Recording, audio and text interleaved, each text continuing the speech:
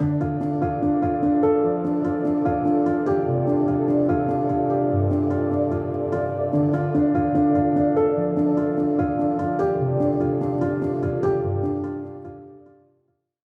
a time before time, there was a creator called Kinoringan, and he created the universe, like that video that we saw last night.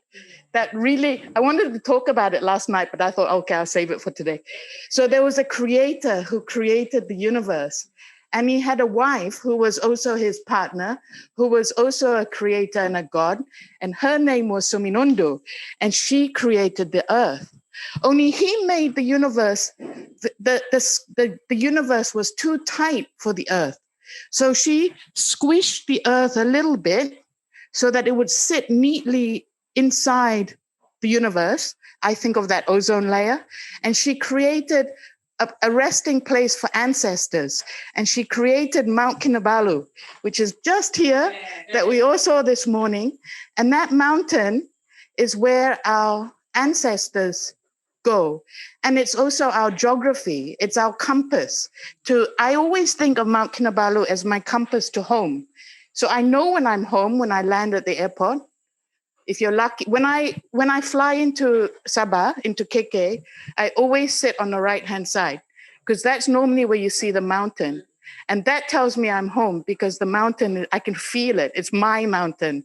All of you call it my mountain, right? It's our mountain. And then when I fly out of KK, I sit always on the left. So I fly over the islands. And then this foundation of the Tanah and the Ai, it's in our geography, it's in our everyday of who we are, right? So anyway, Phnom Penh, she was really distressed that her community was suffering. So in the version that I like, she went to her mother, the goddess Suminundu, who had created the earth. And she said, kill me, Mom. Kill my body and use my body as the goddess who had created earth. And in the fertility of your motherhood, make my body the 7 plants that will become the 7 foods. I don't know what those 7 represent. Maybe it's 7 being fruit trees. All fruit trees are female. All fruiting fruit trees are female. It might be grain. It might be root. I don't know how they define the 7. It's just the story I got was 7 types of food that would come from her body. The most important of these would be rice. To save the community who was suffering and to appease the creator. So the mother was very upset that her daughter would feel this way and think this, but she agreed. So she killed her daughter, and with her daughter's goddess body, her powerful superpower body, she made the sacrifice. The 2 females, the mother and the daughter, made both in their own ways, made this great sacrifice in order that the power of their fertility would go into the earth and it would save their communities. And then Kinoingan, the creator, was appeased. He said, okay, this is, he's lost his daughter. He's upset too. And all these foods, all these plants were given spirits, the most important of which was rice, right? So depending on your dialect, it's the spirit of Bambazon or Bambarayon is the rice spirit. And Kinoingan said to his community, I give you the rice spirit that comes from the body of my daughter, who is now going to be called Huminodun. And this spirit must be respected. And if the spirit and the environment is not respected, the 7 plagues will come back. If you don't respect the food, the environment, and tend to nature, tend to your community, then I will return. So every time I see a hill being cut for sandblasting, I think, oh, Kinoingan's going to get so angry. He's going to bring back some plague or some disaster, a landslide, our floods in Penampang are all affected by the way the land has been abused. In my mind, it is Kinoingan punishing us for not doing the things he told us to do, which is to respect the land. And as soon as the depression got a little better, my father went into the army because it was time for World War II. My mother was working in the factories making guns, okay, for the US Army. And finally, after the war, they came together, and then I was born in 1954. I spent my childhood in the US. But during my early years, I became involved in a lot of the kind of work that you're involved in. Okay, in other words, working with communities where in such a way that they can start to undo their domestication. They can start to undo their domination. They can start to reclaim their sovereignty. So this is one of the movements that I was involved with. I don't know if you know the Black Panther movement in the United States, but I was involved with that as a very young person. Then I got involved in lots of different types of popular movements and community work, organizing around food, organizing around all kinds of different issues in the US. But after that, I moved to Nigeria, okay, in West Africa. Now, I went to Nigeria to do research, and it was a linguistic research. Now, usually when when students come into a place or professors come into a place where there are indigenous people and want to do research, basically they come in with an agenda. And of course, to get my grant to do my research, I had to have an agenda. Okay, I had to say, okay, this is what I'm going to do in my research, A, B, C, D, E. Okay, but when I got to Nigeria, of course, I had already worked in communities. I had already been doing the kind of work that you're doing. So I decided to just throw my agenda away. So I went to the university where I was supposed to be attached to. I met the professor that I was supposed to be supervising me. And I got into the room, I got into her office, and there was a man sitting in a corner, very quietly, just sitting in a corner. And so she looked at me and she said, okay, what's your agenda? You've come to our country, you've come to this country now. What are you supposed to be studying? And I said, you know, I don't really care about my agenda. Okay, what is something that I can do that could be useful to a community here? Let's start from there. I think it's in front of all of us. Okay, so that example of water was really interesting. Okay, so in other words, in a circular economy, we have everything that we need to satisfy ourselves and to fulfill ourselves. Okay, but what happens? Okay, and in a circular economy, we don't need to buy it. It's there. We don't need money. So in other words, all of our labor and all of our land can be used for our own benefit and the benefit of our communities and the benefit of our families. Okay, but once water is commodified, then it becomes packaged, and then we have to buy it. Okay, and when we buy it, we need money. And when you need money, you have to give some of your labor, you have to give some of your land to the linear economy to get the small amount of money they give you to take it to the store and buy it. So that's how something that was once part of a circular economy, water, free for everybody, now becomes something that you have to buy at the store. And part of the reason why you have to buy it is because the logging companies, the mining companies have polluted our rivers. Okay, so in other words, we can't drink the water that we were able to drink before. So, but you could say the same thing about any commodity. You could say the same thing about rice. You could say, in other words, in a circular economy, people could grow their own rice. Okay, but now people have to go to the store to buy rice when they go into the linear economy. So there's all of, you can see that in terms of the economics of things, but it's not just the economics of things. We can get into deeper or many other dimensions of economics. Okay, so think about education. Think about education. So in indigenous communities, who's the teacher? Who's a student? Who's a scientist? Who's a researcher? Who's a professor? Everybody's a student. Everybody's a teacher. Everybody's a professor. Everybody's a scientist, which means that knowledge and science belongs to everybody. But then what happens? The colonizers come and they set up a school, just like a bottle of water. It's in a package. It's in between four walls. Indigenous people's school is everywhere, all of the forest, all of the land, all of the sea. That's where people learn. And you never stop learning. You learn until you're 70, 80 years old. But no, in the schools that we establish, part of the colonial system, you have to come inside to learn the only one knowledge, the only one truth that only we know and that we give to you in a package.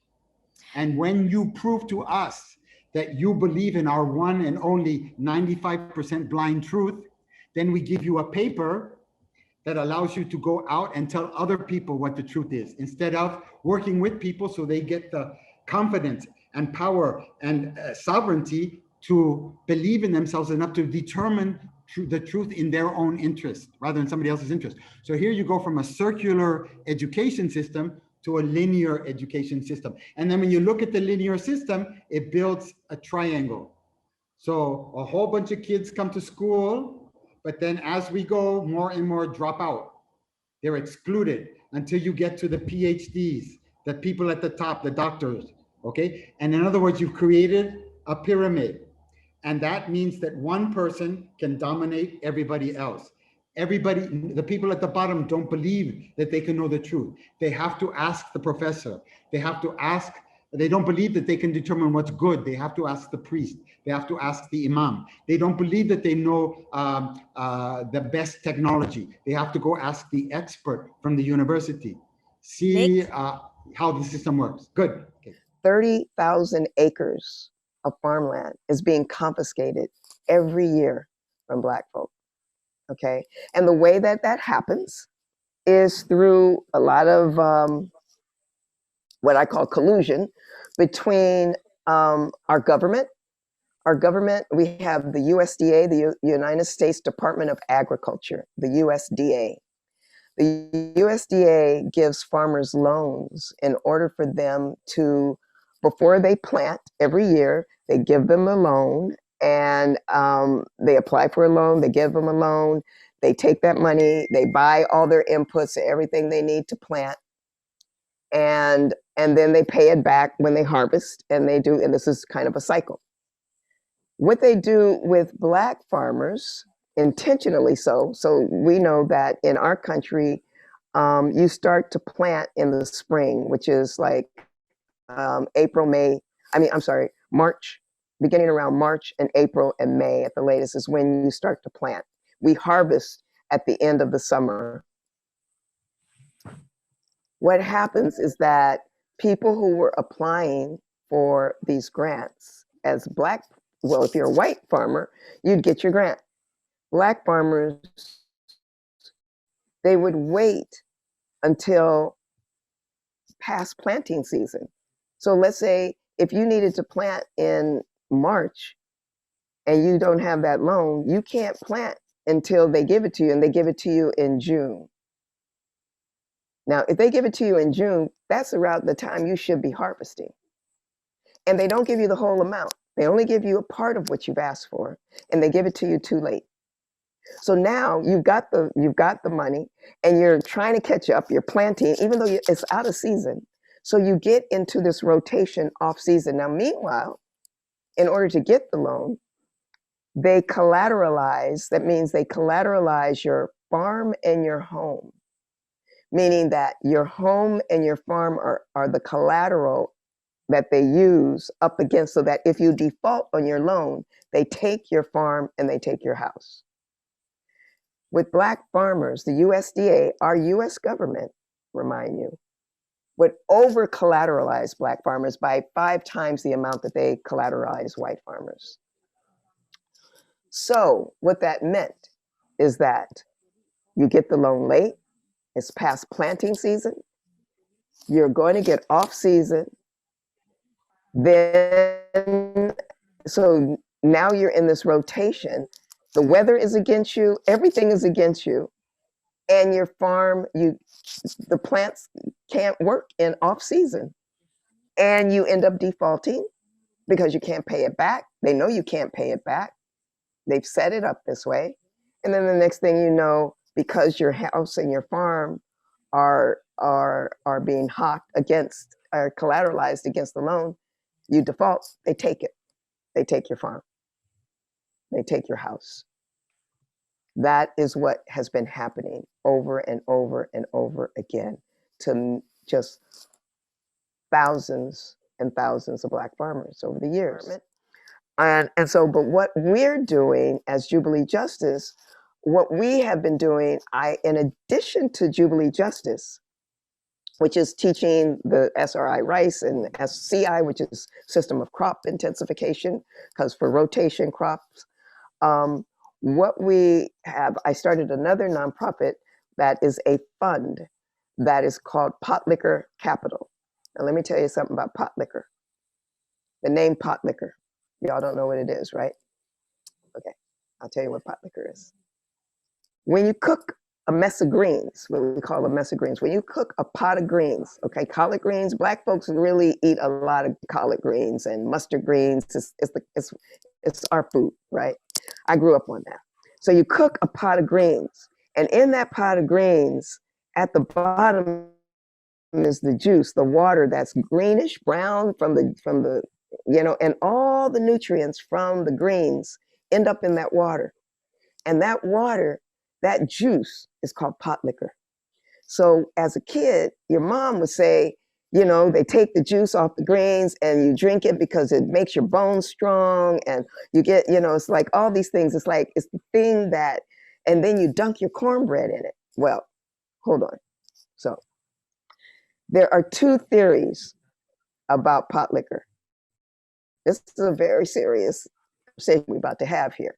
There are dunkers, people who take their cornbread and they dunk it, okay? And then there are those who actually crumble it into the pot liquor. Now, I am a dunker, all right?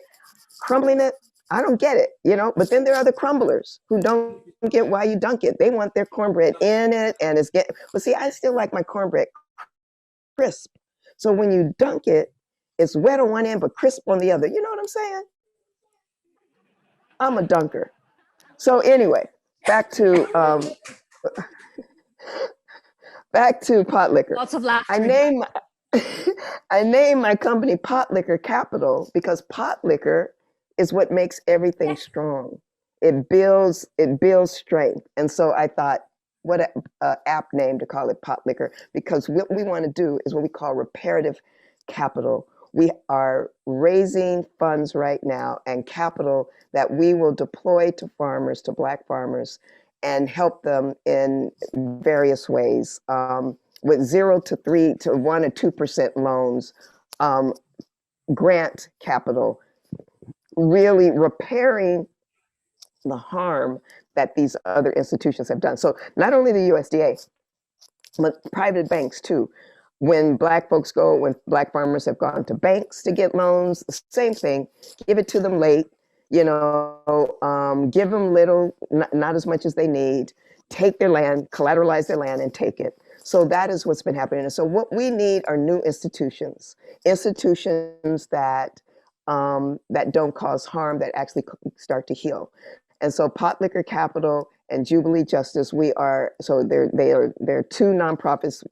Pot Liquor Capital is what is called a supporting organization to Jubilee Justice. And so our farmers will also have capital as they need. And so we're refinancing their loans. They have super high interest loans that are ridiculous. And so we are able to refinance that. We're able to give them capital, give them the money they need at the right time, the right amount that they need. And we're about to give our first capital out right now. Some of it is a loan, some of it is a grant, and that's what we're doing. And so we are trying to intervene where all the harm that took place. So with the cancellation of this debt, this is huge it's huge, but that's people who have debt from the USDA. There is still the bank debt. So some farmers have debt from both places. And so the bank debt has not been canceled. So there's still a lot of work to be done to get them from under these onerous kinds of financial situations that they're in.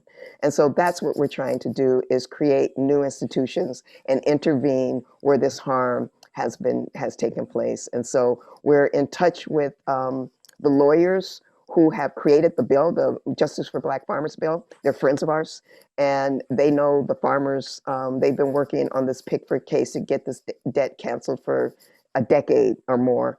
And so they know the farmers, and they will be able to help us know the farmers that still have debt on their books from the banks. And we will then work with them to help get them from underneath that debt. A lot of times people are just happy to share that they have ideas, not necessarily the right idea to share ideas. That's nice. Term plan, say 5 years or 10 years, you need to appoint the person in charge for every milestones. So you need to make sure at the end of the plan whether the end state is achieved. Is it through auditory work, audit work, or is it through review planning? You're talking about art. You're talking about, okay, is it performing arts? Only one side. Maybe you're talking about paintings and sculptures in one. So you have all different areas. And when there's an intersection between performance or between activities, what might be the key roles? What might be the findings? And I will ask them to really work with the 3 months plan, action plan. I don't believe action plan more than 3 months. I'm sorry. I even sometimes says, can we have 1 month action plan? And when you say action plan, can we ask them to do 1, at the most 2? That definitely, plus it becomes too long, it becomes laundry list rather than a wish list. Yeah, so I don't need laundry list. I don't need wish list. I need action plan. So I am my business sector side a lot, very much in that kind of concept. A lot of time people say, I want to be better. Let's put down action. When you say you want to take responsibility in taking care of the art gallery, what might be your action next month that will show that you are taking responsibility? For example, you're cleaning up the terrace in front of the gallery. You hire people to work in setting up the plank and systems at the backstage, for example. So very clear what is the action plan. 1 month, at the most 3 months. You have to be very clear who is in charge in evaluating the process of end state of each long-term plan. And you make them accountable. Make everybody sign or ask that person to sign, blood sign if need to. Make sure that they do. Even a minister. So I asked a minister to sign a planning. And he said, yeah, minister, we want to make sure everything is okay. And say, Pa, that's not an action plan. That's your job. I want you to write down what is your action plan next month with your busy schedule, with this kind of account, with this time amount of money that available for you for this project. What will you do? How much money that you have to spend for corruption that you have to take care of, and how much money you're sure that the percentage is enough to make sure the project is running. When I say that, his face is changing to blue, but that's reality. When you're a politician, you have to take money. Otherwise, you cannot be a politician. Tough luck. In adaptive leadership, what I have learned from adaptive leadership is that we have to understand the characteristic of the context. If the problem is complex, it involves many stakeholders, the problem is quite difficult to solve, maybe you need a plan that you can adjust every few weeks or every few months, not a plan that is so big and people tend to forget about this plan. So I always think that in the spirit of adaptive leadership, you adapt as you go along and change even the strategies or the tactics based on the information that comes in and based on the results that you get in each step of the way. So I'd rather that we first understand what's the characteristic of the context. Is this a simple context? Is this a complicated context? Is this a complex context, or is this a chaotic context? Like in a war zone, that's a very chaotic context.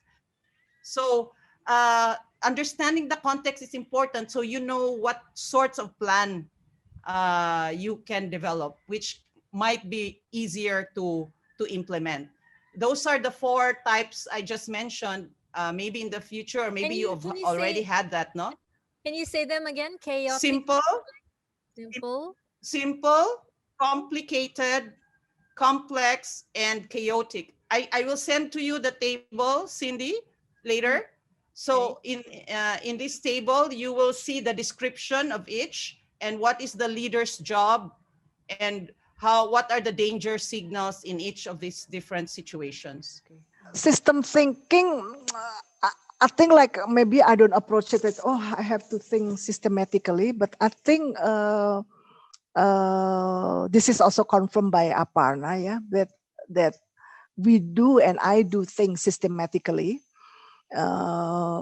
Maybe it's because I was a banker before. I have to analyze. I have to think like systematically, but I have to admit a lot of it comes from like really experience on the ground, working with the community, to think about the overall issues and not only partially, yeah, like that. Maybe I can share a story. Maybe I hope it can answer. Yeah, a story in Toraja, for example. Toraja, as an indigenous community, despite them having becoming Christian in the early 1900s, they basically still follow their ancestors' belief, their ancestors' religion. Maybe like the Dayak in Kalimantan, like that. And with that comes the social structure. Okay, there is nobility, free people, and then the slaves, things like that. I have to work in that context. So I have to strategize. I cannot ignore that. I don't believe in the strata, yeah, because I believe everybody is equal. But I work in that context. So, for example, I strategize then. Because my mother-in-law, my husband also said they were against me when I started in Toraja, because they said, do you know what level you are? Do you know what kind of family we are? I said, yeah. I said, what do you mean? I said, do you know that we are not even gold class? We are double platinum class. And you are mixed in with the slaves. That embarrassed us, you know. So in that context, because I kept on pushing, then I used my double platinum class to work with the slave level, so that they listen to me, because they will not listen if somebody who tells them are from the slave class, for example. So I strategize that way. So I learn from what's happening on the ground to make systemic strategy, maybe, yeah. I'm just trying to answer your question. And then in Toraja, for example, we have a lot of ceremonies, funeral ceremonies, wedding ceremonies, house building ceremonies. And in each ceremony, you are expected to bring a pig or a buffalo, a certain type of buffalo. Would you believe in Toraja there are buffaloes that cost $100,000 US because of the colors and and the size? So most people here work so that they can bring a buffalo or a pig to a ceremony, and that will bring their status up. It's like maybe you're driving a Mercedes Benz, maybe if you want to do it like that, you know, if they carry a certain buffalo or certain size pig. And this is what I learned when journalist interviewed one of our weavers leaders in Toraja, when she was asked, and I wasn't there. I saw the recording because the journalist showed me the recording afterwards. And she was asked, she is the head of the cooperative. She was asked, what is the difference before Toraja Melo and after Toraja Melo? And her answer was like, it really touched me. She said, I'm a widow, I'm a poor widow, I'm of a low class. And I have one daughter. People used to laugh at me because I cannot bring a pig to every ceremony. After Toraja Melo training, I can sell my weaving. I earn 5 million rupiah per month now, and I can bring a pig to every ceremony. Now I can walk straight. I'm not ashamed anymore. So the first thing you would have heard is the different levels of impact, right? And you would have heard of direct service, you would have heard of scale direct service, systems change, and framework change, right? So why is this significant? Because the activities that you do every day or the solutions that you design can have impact at any of these levels. Okay. So most of the time, most of the activities we create tend to have an impact at a direct service or a scale direct service, because that's when we get to learn more about the system, the people in the system, the intricacies of the system, what roles they play, etc. And over time, what I invite people to do is transition that activity to a systemic impact or a framework change impact. Because if you want that problem to go away, the problem of plastic to go away, continuously recycling plastic or converting that plastic into some other form may not solve the problem, right? There is a lot of behavioral shifts that need to be changed. Some new resources might have to be introduced into the system. People have to let go of using plastic in their homes. There's so many things here. So I think that's where you have to think of activities that will happen at a systems and a framework level. So framework means mindset. You have to shift a mindset so a new system can emerge, right? So that is the one thing, first thing I want to share. Second thing is, what is a system? Right? In a simplest words, system has different people in it, right? Different actors in it. In a system, they are connected to each other, and the system has a purpose, right? So the educational system or the public health system, right? Or say, for example, your digestive system. They're all systems because there are different things in the system. They're all connected, and it has a purpose. If it does not have these three, then it is not a system, right? So that's how you understand what a system is. So whenever you think of a system, the easiest thing to think about is who is in the system, how are they related, and what is the system achieving. That's the easiest way to think about system when it comes to understanding the language of a system, right? So that's the second thing I want to highlight. The third thing is, then what is system change, right? So you understand what a system is, then what is systems change, right? So I think that is something that Odin and the other facilitator was talking about. So if I have to simply define systems change, it is about shifting the conditions that hold a problem in place, right? So if you can shift the conditions around a problem, then that system will change. It might sound theoretical right now, but we can also look into the details and figure out how to practice it. But that is when the system begins to create a new set of results, right? Then that's what really matters, right? Yeah, I guess I can speak about a little bit about system change and that kind of stuff. I never understood what system change was until Ashoka, and I always kind of approached it on trying to solve that bigger challenge, and you know, it's kind of a progression of my journey as well. I started with, you know, trying to solve smaller problems and issues that I see, and as you can see, it has changed over time as well. It has evolved over time as well, on how we have pivoted from food possibly to healthcare for the future, and then how do we then adapt that, even further. So I think the whole system change kind of thinking methodology has really helped me see it clearer, and help me understand that there's this way of thinking, and so that has also helped us put together a strategy for this pivot to the healthcare space as well. Yeah, so that's a little bit about my system thinking approach, which is not very elaborate. Sorry. I don't think it has to be elaborate, because I think you did approach it, from a systems perspective to begin with, and you're just, it's now expanding and deepening, because it is. I think as long as you're addressing something in a systemic way, it is a lifelong thing. How did you actually make that pivot? I mean, not make the pivot, but how did you come up with the realization that that was the pivot you wanted to make? I mean, did it come at an intuitive, emotional level, intellectual level, both, or funding, politics? Where did it come from? Yeah, I think it came from a multitude of drivers and levers, right?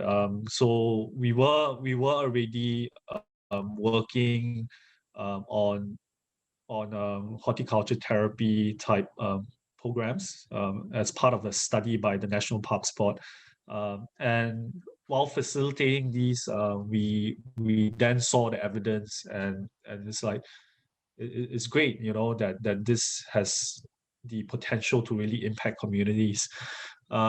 And also when the business evolved, when we started to set up production sites, like at Citizen Farm, we started to realize that the challenge of producing food en masse in a very small given footprint sort of points really to the entire food supply chain and food system challenge of trying to achieve economies of scale. And just if you were just basing an urban farm producing purely leafy vegetables for sale to the community or to shops or customers, it is quite hard to survive financially. And if you were to go vertical and to put technology in it, the quantum for investment is really high. So we really had to rethink how we approach, how we design business models around urban farming.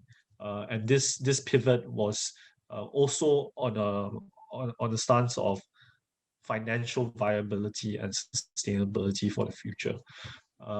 So there are multiple factors. I don't think it's one. I think sometimes scientific evidence comes is great, but sometimes you can't fit it in. It's not going to go anywhere.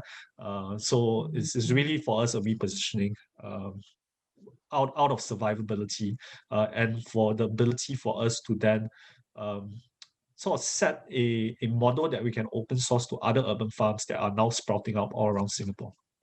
When we're just spending time in nature and we're just being relaxed and, just enjoying ourselves, the energy of nature can kind of start to merge with our energy. And it's like anything that's not wanting to vibrate on that same frequency is going to start to lift and shift out of our energy body. And that can happen at surprising times, especially things that we haven't been giving ourselves space to process. Those kind of things can come up quite quickly, even when it's not at all what you're thinking about or what you're expecting from your time in nature. And all that is a very healing process.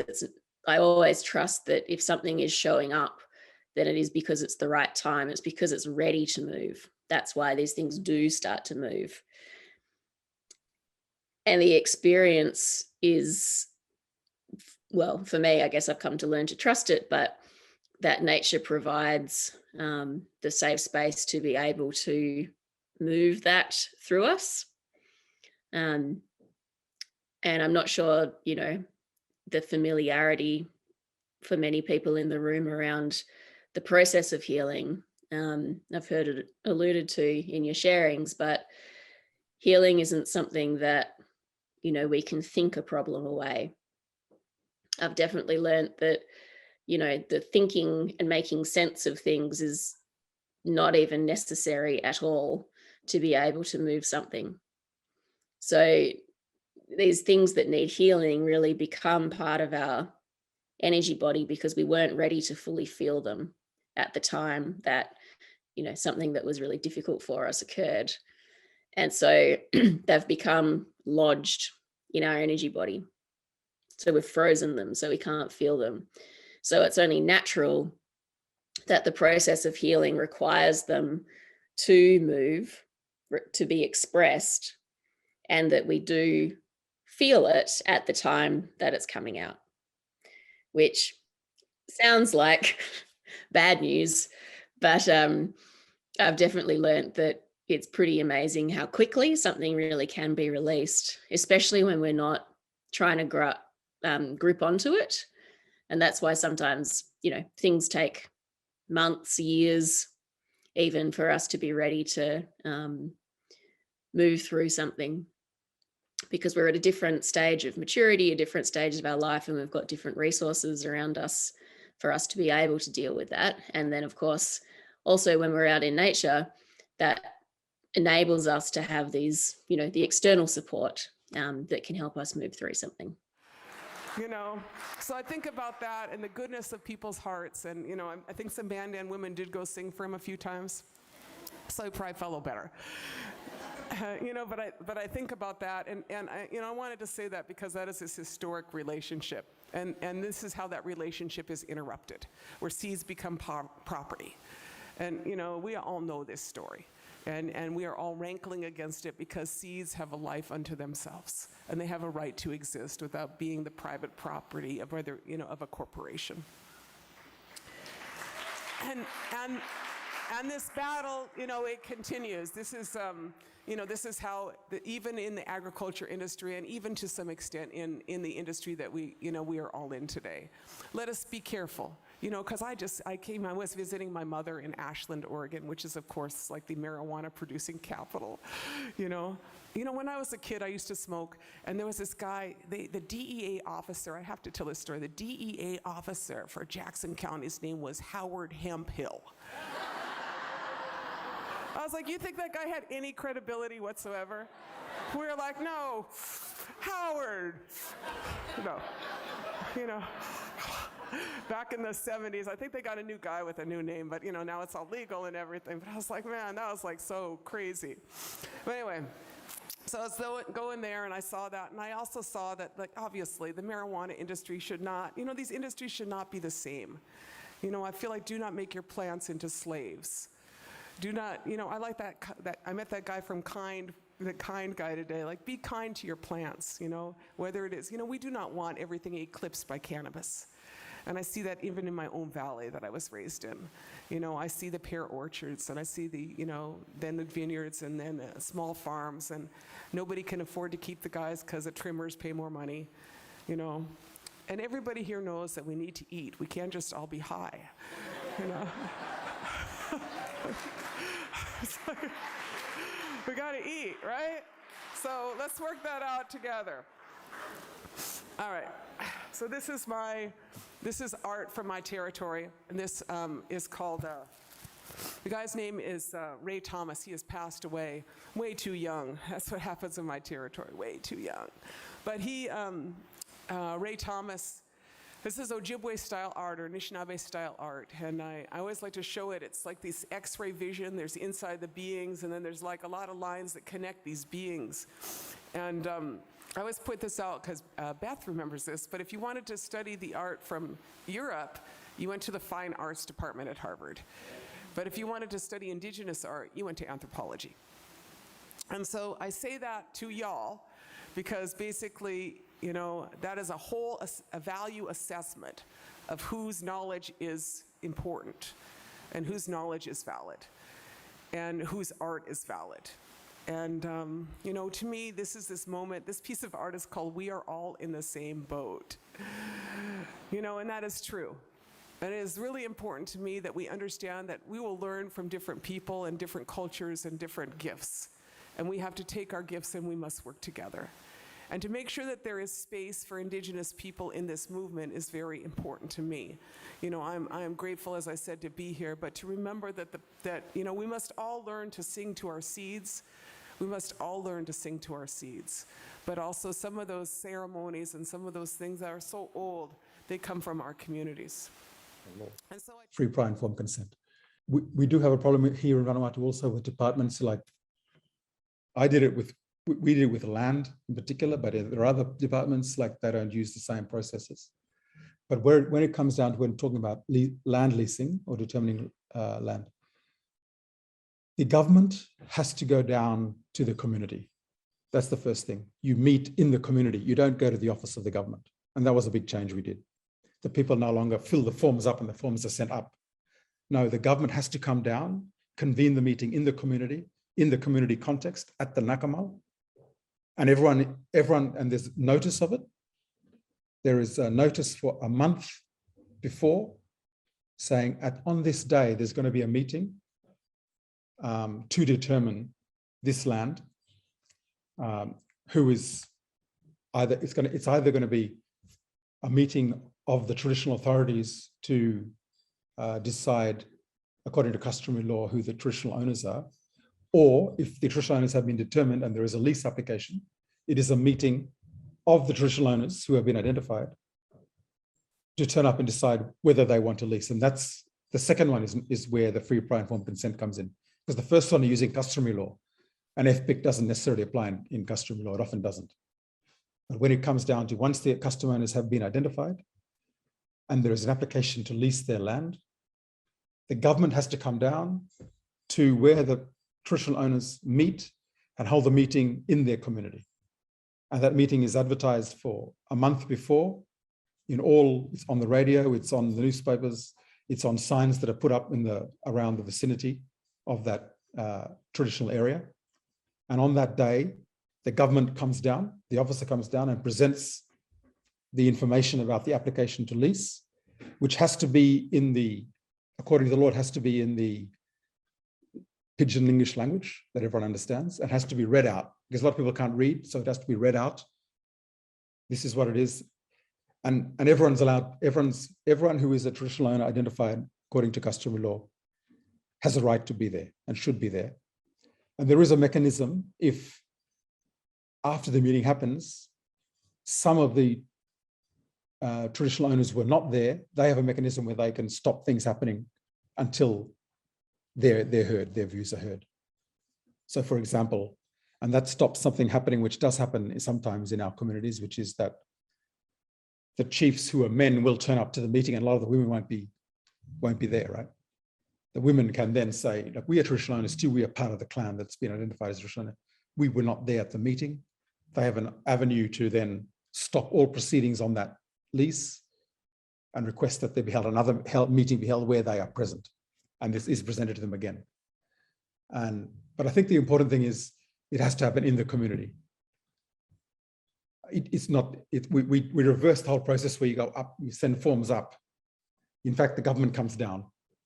And that's a way to make sure that you're there and you're with the people.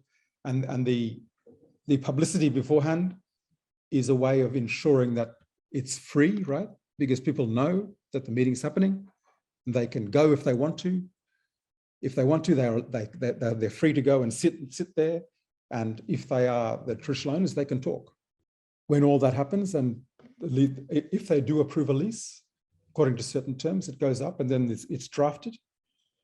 And then that lease has to be, once it's drafted, that lease has to be brought back down again in the same way back down to the community. There has to be notification, comes down, they go through the lease with the community, the actual paper lease, to get the final approval. So one reason governments don't like it is it takes a lot of time and money that the state has to put up, right? You could increase the fee though on whoever's wanting to lease. That's the solution. Especially if it's a large area, you can put a fee per area of land, right? So to pay for the process for the government. And that's something we had to look into. It's too costly, it's too time consuming.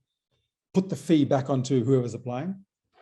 It's a very, it doesn't go against, it goes against a lot of what's happening now. We're trying to reduce fees for business. No, it's increasing the fee to make them pay for the process. And notification in advance of things happening so that people can be there to give their views. And making sure that it's in a language they understand. That was all put in the law. So there's these various measures you can, which were identified by the people. They were saying, you know, we can't understand this. We need things written in our language we can understand. We need it read out to us. It needs to come down to us. And so we tried to basically put all that into the process where leases are given, get to receive free, prior, informed consent. And I must say that there's very few that have gone through that process, because when you talk about leasing land and you really understand what it means, a lot of people just don't do it. No. I would like to start with the song of my grandmother Agatha. It's a very simple song, but in this song, the recipe, or I don't know, like the way to decolonization is very well put down. So this song goes like this. So, in the world to which you were brought, but by your mother and father, you were born into this life, into this world. Try to place your golden mirror in the correct and right way, and then you will live peacefully and beautifully and in harmony and peace. And on the world where you were brought by your father and mother, place your silver mirror in the right place, and you will have your life. First of all, what is the golden mirror? Is it golden mirror of your soul? Golden mirror of what? And what it means to place it in the right way. In the right way for me, it's of course in your way that your ancestors gave to you, and it's how you have to see the world without all these external influences that we are all in. So me very deeply. So a sort of video, we gathered all the places where our Elders Council of World Indigenous Spiritual Practitioners that we formed around the restoration of important fire ceremony in the Greater Central Asia and other parts of the world. So we show some of the landscapes where we've been working and engaged. That's the song, and that's like my guidance in life. I'm a member now of the Elders Council of the World Union of Indigenous Spiritual Practitioners. We think and we strongly believe that the future of the planet depends on the degree we decolonize. The indigenous people can practice their ways and means and in a decolonized way, and our own means and own understanding. And so that's the mission of our Elders Council, to communicate. And there is good expression in Mongolian language, like this communication with the Mother Earth and with high spirits is called arvaduch. Arvaduch meaning like talks, how do you call, like to talk and negotiate, to convince. That's the skill that they have. All these different type of works that basically the attempt and the real conscious and stubborn effort to regain ourselves, to regain our identity, to regain our right and obligation to work towards the vision, vision of future that we all have. It's like the work to respond to our obligation before our ancestors, like we have to use this time and momentum to transform, and our obligation to the future generations that we cannot steal their future from them, right? We need to really conscious. So one thing became so obvious that the colonization comes first and replaces all the native seeds, like to create dependency and all the native breeds of animals. In our case, they were nomads. All our livelihood depends on domestic animals. And the first decisive step in decolonizing was reintroduction of native breeds.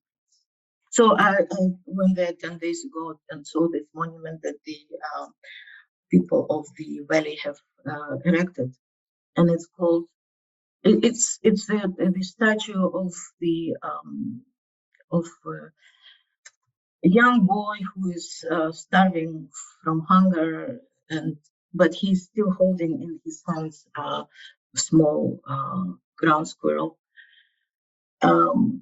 And the inscription says, "To the ground squirrel who saved us from starvation during the years of the World War II, from the grateful children of the war." And I thought it's like very, very important monument on many levels. It shows the participation of indigenous peoples and the victory over Nazis, of fascist Germany. But the boy has no face; it's just called a mirror, and it's like, and you can, if you want to, you can look at this and you can imagine yourself in these circumstances what you will be doing, or you can see. And I saw all my ancestors, my great uncle, great aunts, and my grandfathers in this battlefield. So we can. It's a difficult question. It's like the if we talk only like historical whatever dimension, like the time and so on. But when we go to like other dimensions where we talk about spiritual core of people, like the core, I don't know, like the things that is still in place and so somewhere deep in the heart. So restoring this probably will be decolonization. It doesn't matter when it started and where to return. It's like everything was also changing, right, evolving, and this to restore the core. I don't know. For us, for example, the core would be like the understanding of reciprocity with Mother Earth. Like if we restore this in our mind, in our psyche, in our way of living, way of being, so that's the colonization. It doesn't matter. It's like pre-Genghis Khan or after Genghis Khan thing. Or like is it also the subject of other types of colonization? This is the core, and it's not reciprocity is not a good word for it, and it's like the really nightmare to try to express it in English. So it's like you really understand the how to say the obligation, like you have to give back and thankfulness to the creator, to your parents, to the Mother Earth. And I think that I tried to find this term in English and couldn't, and always Google Translate whatever. And they one of the suggestions was like filial piety. It's like Confucius term, I think, but it's not exactly. But probably somehow some aspect of it is reflected. Like we understand that we are part of something else, some bigger things, and we always need to reciprocate whatever we receive. Even starting with the gift of life. As someone said, we're in the world, but we're not of the world. Most of life, in most of history, has been chaotic. Okay? There's nothing unusual about chaos. It is in life. You make your way through the chaos of life, with curiosity. Your curiosity will guide you, whether you're curious about whether you failed to water the plant, or whether it's curiosity about anything in nature. A process by which you interact with nature by just observing and learning. and then getting back and reflecting, and then observing even more, because your reflection allows you to ask more questions. Despite your feeling colonized, despite your feeling marginalized, despite your feeling that you're struggling in the middle of, your issues, what is important is that you have a certain innocence, an innocence about knowledge, an innocence about yourself, no castigation, just investigation, no bitterness, just love, and no regret, just learning. We've learned from every single mistake we've made in life, and we still will make more, and we still will learn. Your identity doesn't mean you should be closed to the rest of the world. Your identity can actually include the world. My advice to you is never lose your curiosity. As I said, one novelist wrote very beautifully, the true value of knowledge is that it makes your ignorance more precise. Know what you don't know. That's the start of all knowledge. Know exactly what you don't know. That's all you need, is to know what you don't know. And that is the beginning of all knowledge, that curiosity, that openness to not knowing. Never be afraid of saying, I don't know. Never, never, ever be afraid of saying that. Now, what she was doing here was something very important. She was basically saying, do you want to have a relationship with God where you're just a transaction? It's simply no more than a transaction. I'll be good if you promise to take me to heaven. We're full of transactions because we feel the world is so chaotic. We don't know where to get a foothold, where to get a surety of purpose. And so we like to transact. We like to do something here for a promise from there. What I'm saying is that we need to look carefully at how we negotiate through life. There are uncertainties, there's chaos. We don't know exactly how to do things. But don't get into transactions with the Spirit. The Spirit is the Spirit. The Spirit is itself. And it can work with you if you allow it to, and if you allow things to happen. And when something goes wrong, you learn. When you suffer, you endure. And when you love something, you do something about it. And the Quran is very clear. We have come from God, to whom we shall return. So he talked a lot about the return of the soul, the longing of the drop of water to join the stream that would join the river that would then end up in the ocean. But he also said, you are not just the drop that wants to join the ocean. You are the ocean within that drop, which meant basically that he felt that we have something vast inside of us. We just need to look.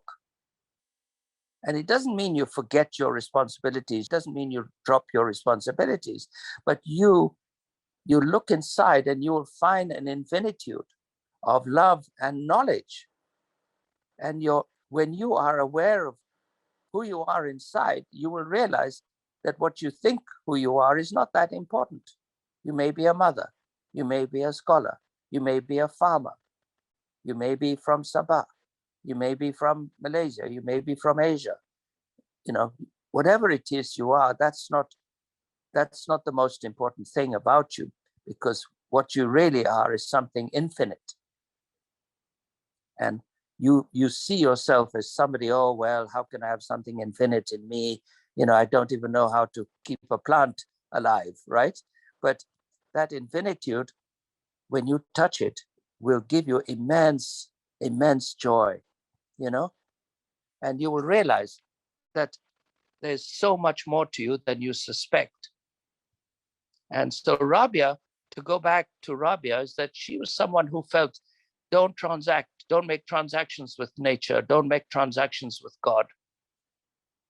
Just allow yourself to feel the love. And Rumi was saying, you will love so much that you will completely forget yourself. Now, by forgetting yourself, it doesn't mean you you relinquish all sense of responsibility or who you are, but rather you don't take yourself that seriously. When somebody insults you, don't take offense. You're not that important. What is important in you will never take offense because it is divine. If you feel you have failed, don't take it personally. Now, it's, many of you are from a society which has been victimized for a long time. And not one of these four people I talked about ever felt that they were victims. There were people who felt who just wanted to exercise their curiosity, like Al-Jahiz and Al-Biruni. They were just curious, and they had the self-confidence to ask questions about life, and their questions were amazing. And the other part was knowing that you are loved. You are loved because you are love. You are nothing but love. All you need to do is just discover it. But it just means you don't feel yourself like a victim. You don't lose your curiosity. Life is to learn from. And failure and success are in the hands of God, but you will learn through life. And every defeat is an opportunity. Look at it that way. And do not look as if you are a victim of this circumstance and that circumstance. You are the agent of your life. You will create the quality of your life.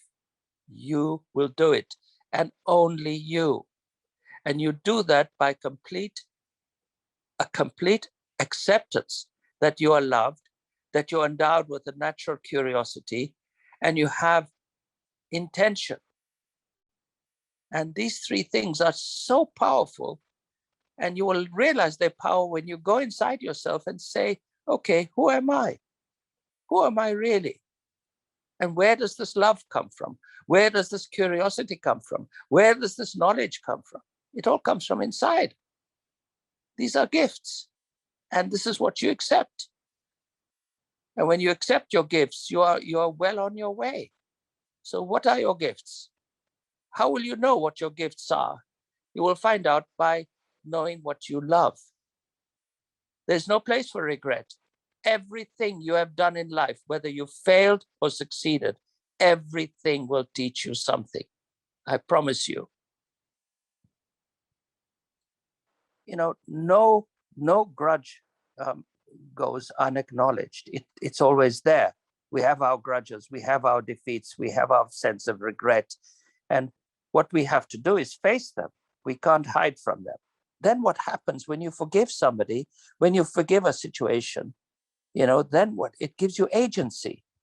It gives you a kind of strength that you find difficult. And so what I'm saying is never, never feel a victim. Do not feel a victim. There's another danger about being a victim, and that is that you can literally be blind to your own the harm you might do to people. So anyway, what I'm saying is you have to let go, because you have to realize you are the agent of your life. You are the agent. You will create your own life. And if you blame other people, blame everything outside of you, you're not going to get very far. You get far when you can take your life into your own hands and say, yes, I will create the life I wish. I will create the life I wish. I will create the life I wish. That is your motto. Stay with that, and you will create the life you wish. It will happen, not in the way you expect, not when you expect, not how you expect, but it will happen.